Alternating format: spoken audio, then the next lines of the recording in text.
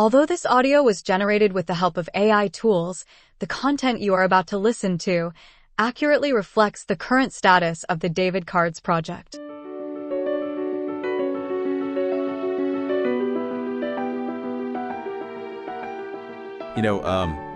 I stumbled across something kind of interesting recently. It's called David Cards.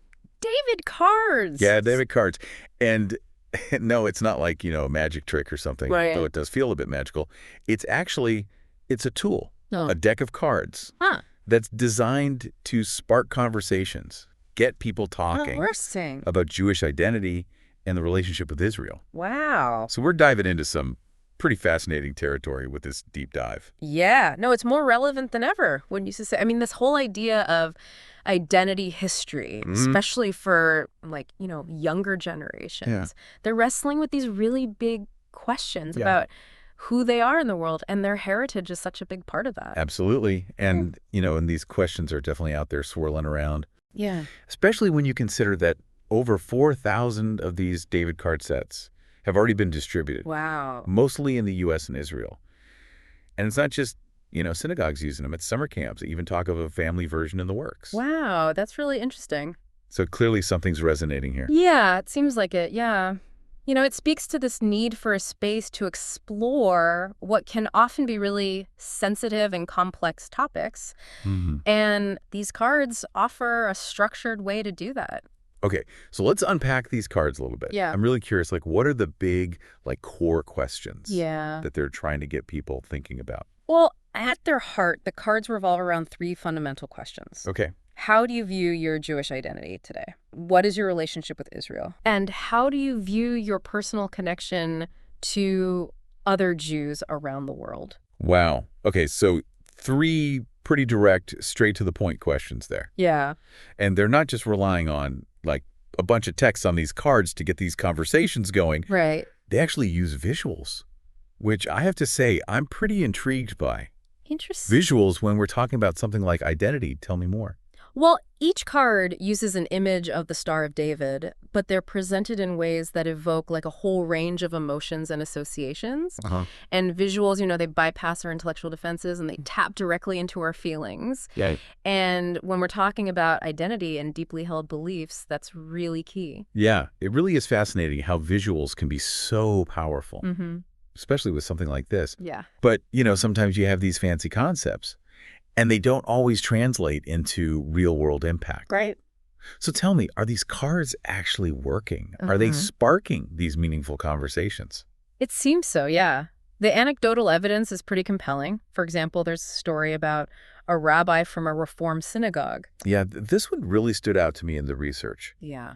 He saw something pretty incredible, didn't he? Yeah, he found that the cards helped people in his congregation, his community, to feel more comfortable expressing their views on Israel, and in many cases for the very first time. That's huge. Yeah. Especially with how much debate there is even within the Jewish community. Exactly. Did he talk about what made it so impactful, those conversations? He talked about how the cards help people connect with their own personal experience and beliefs rather than getting stuck in political arguments. Right, so it becomes more about personal reflection. Exactly. And less about...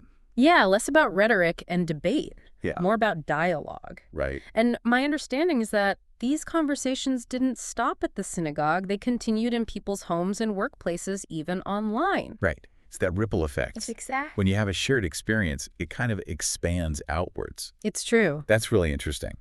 And it wasn't just, this rabbi. The material also mentioned a Jewish agency emissary. Right. Who was working with college students. Yeah, a whole different generation. Completely different generation. Yeah. Dealing with identity in a totally different way. For sure. What was their experience like? This particular emissary was struck by how the cards helped the students, many of whom were really on their own journeys of self-discovery, to open up in ways that they hadn't before about their Jewish identities. They were connecting, they were sharing their struggles and their questions, even their hopes for the future.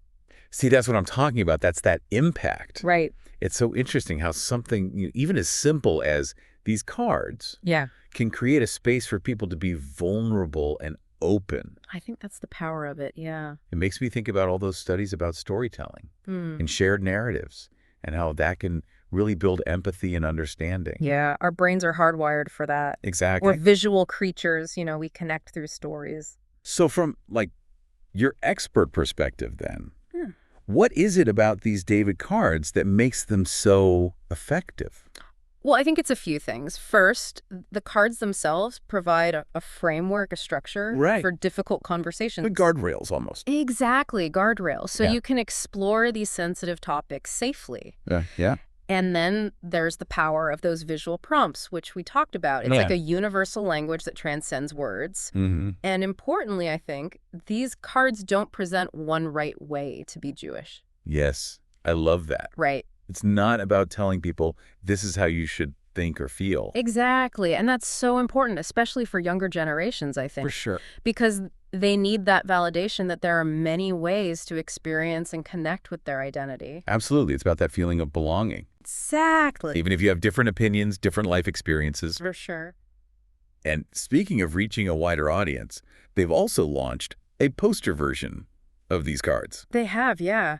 Imagine those same powerful visuals, but blown up to poster size, Wow. right? Oh, For use in bigger groups. like a presentation or something? Exactly. Or even just displayed in a gallery-style setting. So you're not just having like an intimate conversation anymore. Right, It yeah. could be a whole auditorium full of people. Exactly. And that speaks to the creator's commitment to inclusivity, to Yeah. making these conversations accessible to everyone. Which actually leads me to another point that I thought was really interesting.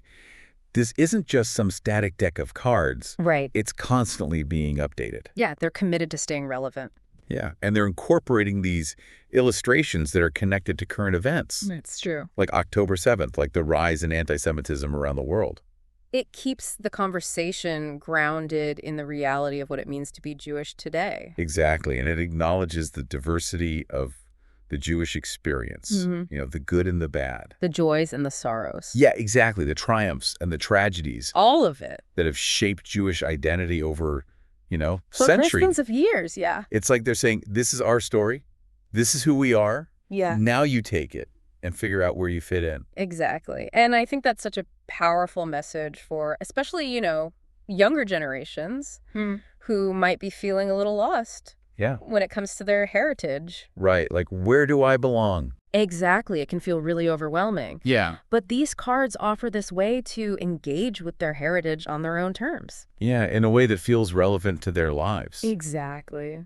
It makes me think about those big questions like, Mhm. who am I? We all ask ourselves that at some point. At some point, yeah. And it's not always an easy question to answer, Not at all. especially I think when you're talking about something as complex as Jewish identity Right. in the world today. Yeah, it's definitely a journey, not a destination. I like that. And that's what these David cards really highlight, I think. They're not about easy answers Right. or telling you what to think. It's about the process, the conversation. Exactly. They give you a starting point, Right. a way to navigate this really complex terrain. Like a compass almost. Yeah, I like that, a compass, because it doesn't tell you where to go. It just helps you figure out your own direction. And that direction might look different for everybody. Exactly. And that's okay. That's more than, okay, that's the point. It's about embracing that diversity. Right. For sure. The different ways of being Jewish. Yeah. Of connecting with your identity. Yeah. And I think that's something we could all learn from. I agree. I think this has been a really, really insightful deep dive. Yeah, it's great to think about these things. And you know what? You've really hit on something important. What's that? The importance of embracing those open-ended questions. Mm-hmm. The things that don't have easy answers. Right, because that's where the real learning happens. Exactly. It's so easy to get caught up Right. in trying to find the right answer. Especially in today's world, Oh, for sure. where everything's about quick fixes and easy solutions. But the real understanding, the real connection comes from.